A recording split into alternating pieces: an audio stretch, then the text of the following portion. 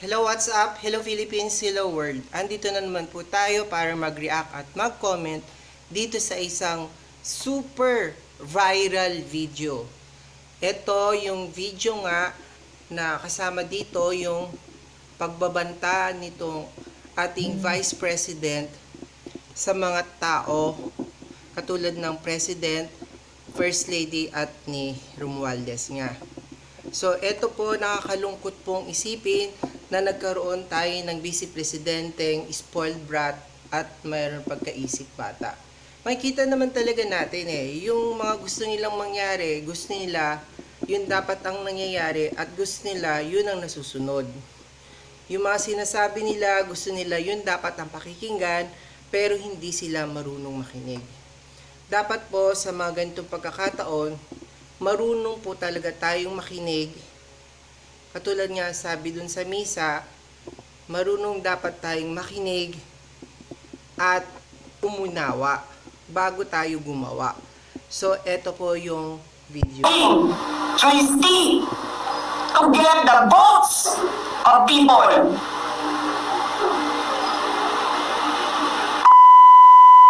Na ninyo lahat. Martin Romualdez, Lisa Mar. Ito yung masasabi natin na hindi lang talaga kayamanan ang minamana, pati mga ugali, 'di ba? Ang ama niya dati mura ng mura, kahit saan puro pagmumura. Sasabihin nila expression, nakakahiya.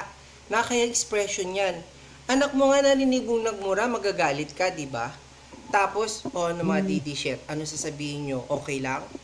Kung gawin yan ng mga anak nyo sa inyo, magmura sa inyo, okay lang? 'Di ba? Sa paaralan, sa bahay ang nagsisimula ang lahat. Tapos sa paaralan, sinasabi ng mga magulang, ng mga teacher na bawal na magmura. Deputy secretary pa naman ito. Dati, ano nangyari? Ganito na ba talaga tayong mamili? Bongbong Marcos.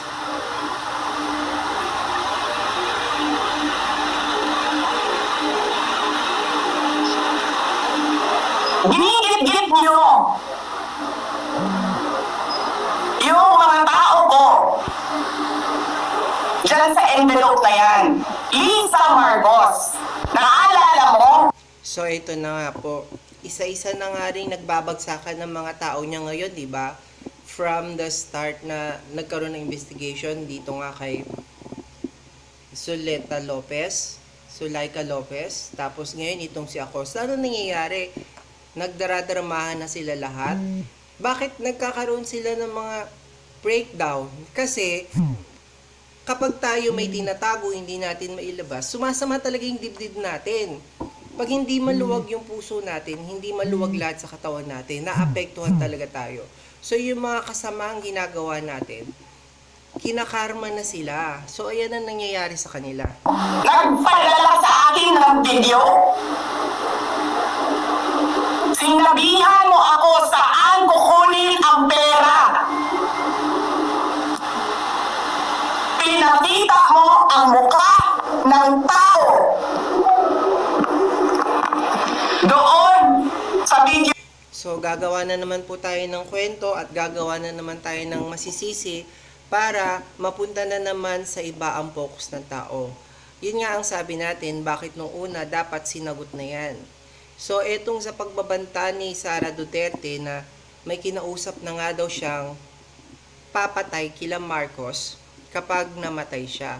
So, ngayon pinapalabas niya, kailangan daw mamatay muna siya bago gawin yung pagpatay. Pagbabantaan na to naalala niyo nun kay Castro at si Digong, pero sinabi ni Digong wala siyang binanggit na pangalan. O eto, binanggit ang pangalan. So, pag walang ginawa ang presidente natin dito, hindi ko na alam kung ano magiging reaksyon ng mga tao na kinakaya-kaya lang siya ng vice-presidente. Pwede na nilang kasuhan to kasi yung mga mastermind nga inahanap natin sa mga kaso, di ba hirap na hirap tayo? Yan no, nagsalita na dinig ng hindi lang ng Pilipinas kundi ng buong mundo. Ganito ba talaga ang gusto nyo mga DD-shit? Paano kung ganyan na nangyari sa pamilya nyo? Ganyan ang gusto nyong mangyari? Di ba rin lang sabihin natin na may mga may mga ibang kabulastugan. Wala naman talagang perpekto sa politiko eh. Kaya lang naniniwala din ako minsan kasi kasalanan din ng tao kung bakit nagiging corrupt itong mga kandidato. Kasi ang tingin nila sa mga kandidato, sila yung tutulong, magbibigay ng pangangailangan nila pagdating ng eleksyon. Mali po tayo. Ang trabaho po nila ay gumawa ng batas, hindi po tumulong sa buhay natin. Pwede po nila tayong tulungan doon sa pagpapagawa nila ng batas, may saayos ang ating bayan. Pero yung mamimigay sila ng pera para sa ikabubuhay nyo, maling-mali po. Kaya nagiging corrupt ang mga kandidato dahil din po sa taong bayan.